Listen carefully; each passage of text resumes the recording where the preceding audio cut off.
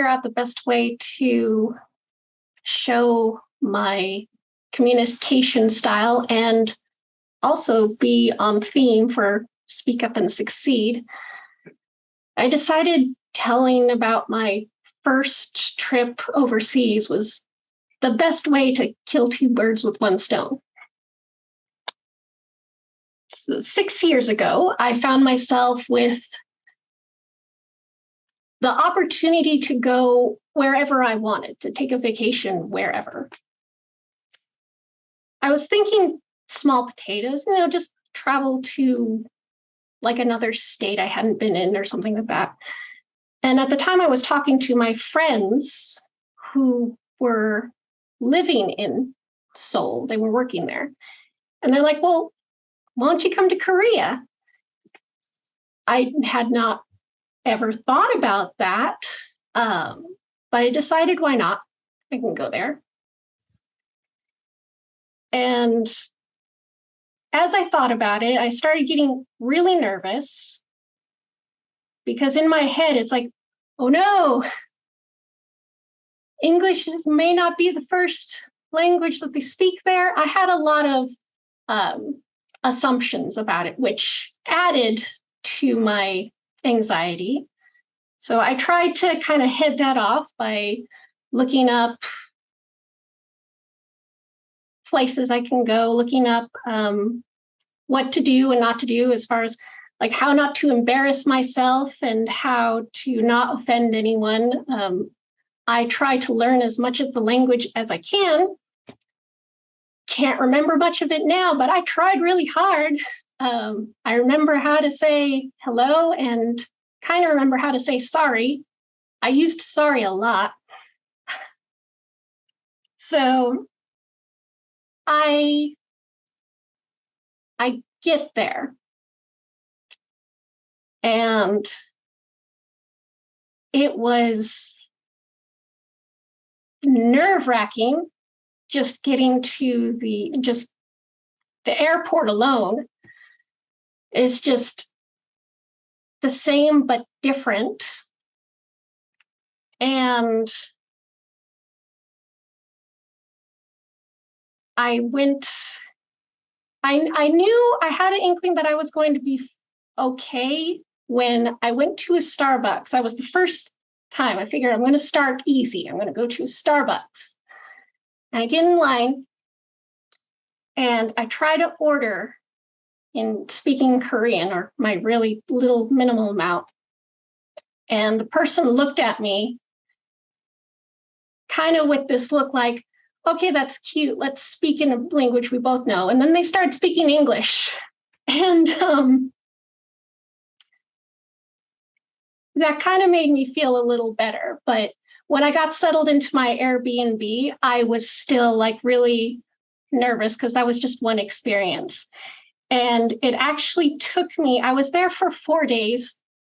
I did not leave my Airbnb until like the second day because of, well, jet lag. And also I was literally having a full-on panic attack because I was afraid to go out there because I was very nervous about speaking Korean. I was very nervous that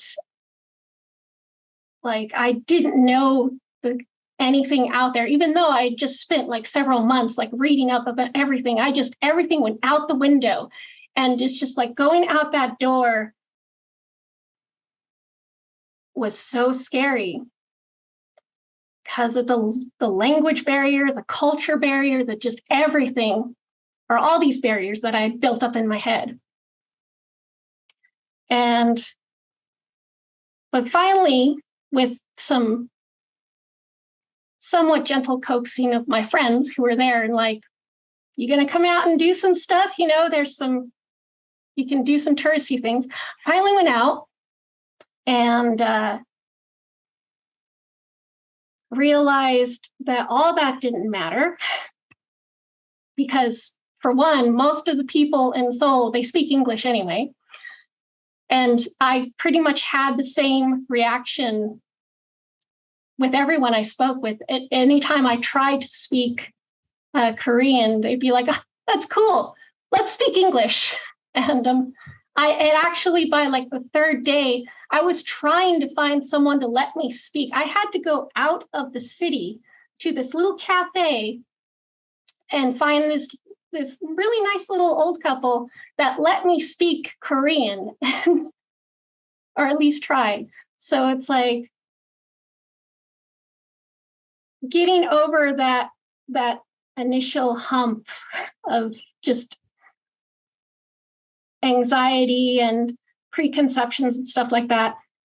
I was able to have a really good time. I saw many things. I saw the palaces. I believe there's like 6 palaces in the city. I went and saw those. Beautiful architecture. I ate street food shaped like fish. It was delightful. They had a lot of cafes, themed cafes. I ate waffles in a cafe while being stared down by sheep. That was awesome. There was another cafe where I sat and had a soda while meerkats played in a little area right in the middle. It just a lot of weird little things like that.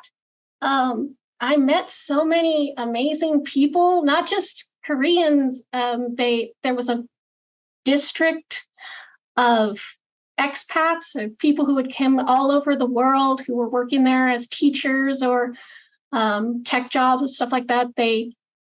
So there's this little section which was just like a melting pot of different restaurants and all that. I had like Greek food there and talked to a Korean who was born in Paris. I wouldn't have had that experience and all that had I stayed cooped up in my Airbnb, all scared. And I learned so much.